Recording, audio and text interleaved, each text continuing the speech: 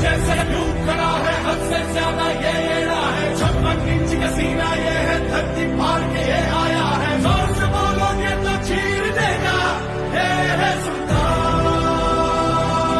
बड़ी खबर आपको दे दे, पंजाबी सिंगर सिद्धू मूसेवाला की हत्या करने वाले लॉरेंस बिश्नोई की गैंग ने यूपी के बाहुबली नेता की भी रेकी की थी। ये बड़ी जानकारी मिल रही है। और विधानसभा चुनाव के दौरान हत्या के लिए बाहुबली नेता के जिले में लॉरेंस बिश्नोई गैंग के शूटर्स ने डेरा डाल रखा था।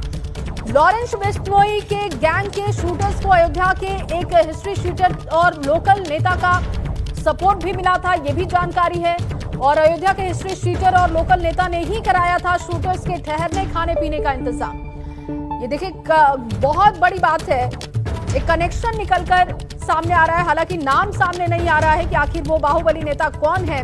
शूटर्स की टीम शामिल था फैजाबाद का, शूटर्स की टीम में शामिल था फैजाबाद का एक नाबालिग। और एनआईए और दिल्ली पुलिस ने पूर्वांचल के कई जनपदों में शूटर्स की तलाश में छानबीन भी की थी।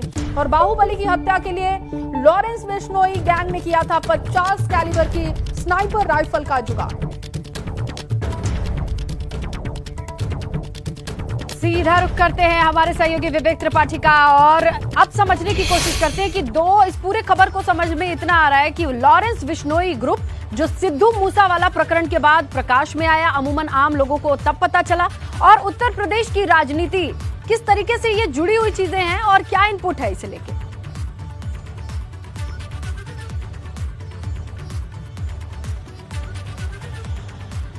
इसने लता लॉरेंस बिश्नोई का गैंग उत्तर प्रदेश में लंबे समय से एक्टिव है। पता नहीं चला क्योंकि अब तक मर्डर करता रहा, लेकिन जब सिद्धू मूसेवाला की हत्या हुई तब ये नाम चर्चा में आया और बड़े स्तर पर चर्चा यानी इंटरनेशनल चर्चा हो गई इस गैंग की। उसके बाद जब इंटेलिजेंस और खुफिया इकाइयों ने जांच शुरू की तो ये पता चला कि सलमान खान की भी रेकी की थी उस गैंग ने।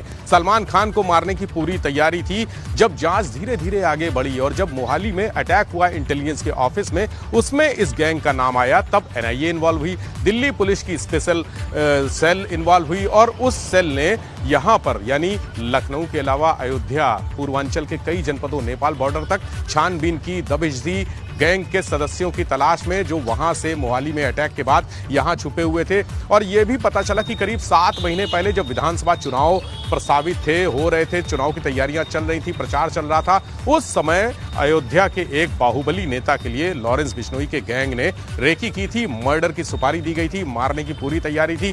30 कैलिबर की राइफल, स्नाइपर राइफल उन्होंने जुटा ली थी और कई अत्याधुनिक असलहे मंगा लिए थे, यानी पूरी तैयारी थी। हालांकि वो सफल नहीं हो पाए अपने इरादों में, लेकिन उस गैंग ने रेकी कर ली थी और